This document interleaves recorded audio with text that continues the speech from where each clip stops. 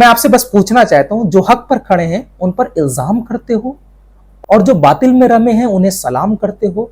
ये निगाहों का खेल है या फिर जमीर का सौदा? जो हक के लिए बोल रहे हैं उन पर इल्जाम करते रहते हो, उन्हें बदनाम करते रहते हो। उम्मीद करता हूं कि मेरी स्वागत है आपका हमारे इस यूट्यूब चैनल पर। उम्मीद करता हूं कि आप खैरियत से होंगे और अगर आपने मेरे यूट्यूब चैनल को नहीं सब्सक्राइब किया तो सब्सक्राइब कर लीजिए। चलिए आरोपों का पर्दाफाश करते हैं। जो आरोप ऑल इंडिया मजलिस-ए-इत्तेहादुल मुस्लिमीन पर लगाए जाते हैं कि ऑल इंडिया मजलिस-ए-इत्तेहादुल मुस्लिमीन अगर चुनाव लड़ती है तो भाजपा को जिताने के लिए, यानी भाजपा के लिए ही चुनाव लड़ती है और समाजवादी पार्टी, कांग्रेस, बीएसपी इन तमामों का वोट काटती है, खुद नहीं जीतती, भाजपा को जिताती है। मतलब भाजपा की बी टीम होने का आरोप लगता हुआ आ रहा है।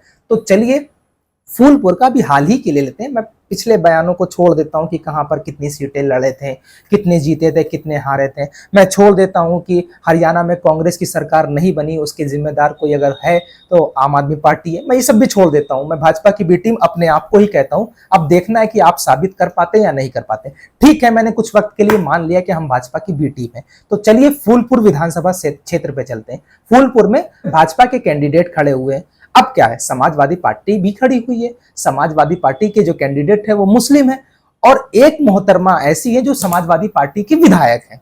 अब कमाल की बात, समाजवादी पार्टी की विधायक जो है वो भाजपा के समर्थन में वोट मांग रही हैं।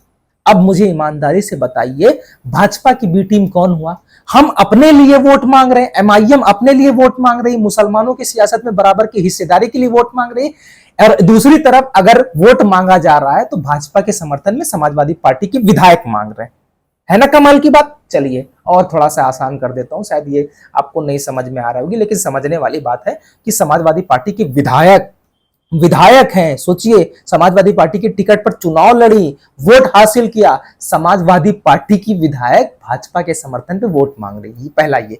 दूसरा, स्वर्गीय मुलायम सिंह यादव सदन में खड़े होकर के एक इच्छा जाहिर करते हैं कि मेरी इच्छा है कि प्रधानमंत्री नरेंद्र मोदी दोबारा इस देश के प्रधानमंत्री बने। चलिए छोड़ देते हैं। आधे से ज्यादा कुनबा समाजवादी पार्टी के रिश्तेदार यानी अखिलेश भैया के जितने भी रिलेशन में परिवार वाले वो भाजपा में शामिल है।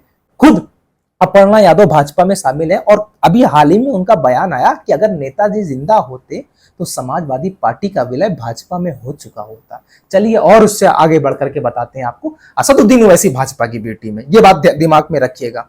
असदुद्दीन ओवैसी ही भाजपा की बी टीम है। ये सब भाजपा की बी टीम कहाँ है? ये लोग तो बहुत मासूम है, इनोसेंट है ना। भाजपा की बी टीम सिर्फ ओवैसी है। अभी और आगे बढ़ते हैं। अभी राज्यसभा की वोटिंग हुई थी। राज्यसभा की वोटिंग के दौरान विधायकों को वोटिंग करने का अधिकार होता है, तो समाजवादी पार्टी के विधायक जो है वो भाजपा के समर्थन में वोट करते हैं। अब मुझे ईमानदारी से बताइए कौन भाजपा की बी टीम हुआ? ऐसे सैकड़ों मेरे पास एग्जाम्पल मौजूद है जिससे यह साबित होता है कि भैया अगर कोई भाजपा की बी टीम है, भाजपा के लिए कोई काम करता है तो वो इन तथाकथित सेकुलरिज्म वाली पार्टियां करती हैं। आधे से ज्यादा लोग समाजवादी पार्टी के लोग आपका कीमती वोट हासिल करके भाजपा हराओ के नाम पर मुसलमानों का कीमती वोट हासिल किया और फिर भाजपा में शामिल हो गए। यकीन ना हो तो जाकर के देख लीजिए। खुद जितिन प्रसाद जो कांग्रेस के मंत्री रहे, कांग्रेस में मंत्री रहे, उन्होंने मुसलमानों के वोट लिए, आज जो है भाजपा में शामिल है। क्या कीजिएगा? आप भरोसा है आधे से ज्यादा, मैं आधे से नहीं, मैं कह रहा हूं 90% लॉबी कांग्रेस की लॉबी भाजपा में शामिल हो गई है। क्या कहिएगा, भाजपा की बी टीम नहीं है? और इतिहास में अब तक ऐसा कभी नहीं हुआ। 2014 से लेकर के 2024 तक यानी 10 साल के अंतराल में 9 मुख्यमंत्री जो कांग्रेस के रहे वो भाजपा में शामिल हो गए। बताइए भाजपा की बी टीम कौन है?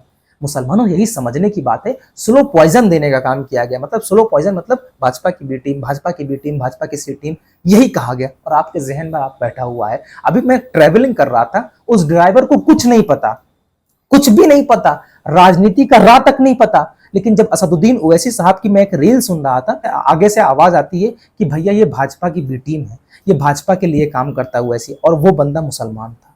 अभी मैं नाई की दुकान में गया था तो नाई की दुकान वाले बाबूजी कह रहे थे कि ओवैसी भाजपा के लिए काम करता है, उन्हें कुछ नहीं पता। सोचिए, मुसलमानों के जहनों में भर दिया गया है कि भाजपा की बी टीम ओवैसी है, जबकि अगर एक आरोप भी सिद्ध कर दो तो मैं एमआईएम का समर्थन करना छोड़ दो और जिंदगी में कभी एमआईएम की बात नहीं करूंगा अगर तुमने भाजपा की बी टीम वाला सगुफा सच साबित कर दिया। ये सिर्फ और सिर्फ फकत ढकोसला है, झूठा है। इसलिए समझने की बात है, अब तुम्हारी मुस्लिम लीडरशिप वजूद में आ रही है, मजबूत हो रही है, तो इन तमाम लोग जो है वो आप पर, आपके खिलाफ जो है वो बातें करना शुरू कर दिए हैं। असदुद्दीन ओवैसी को भाजपा की बी टीम और बड़ी तरीके से दिखाने के लिए तैयार हो चुके हैं। और कमाल की बात है कि महाराष्ट्र में सिर्फ 288 सीटों में सिर्फ 16 सीटों पर चुनाव लड़ रही है, 16 सीटों पर एमआईएम चुनाव लड़ रही है, फिर भी इनको तकलीफ है। 272 सीटें इनके लिए खुला मैदान है, जीत लो ना। लेकिन अगर दिक्कत है तो भैया ओवैसी भाईजान से दिक्कत है। खैर, उम्मीद करता हूं कि आप बहुत कुछ समझ गए होंगे, लेकिन मैं आपसे बस पूछना चाहता हूं, जो हक पर खड़े हैं उन पर इल्जाम करते हो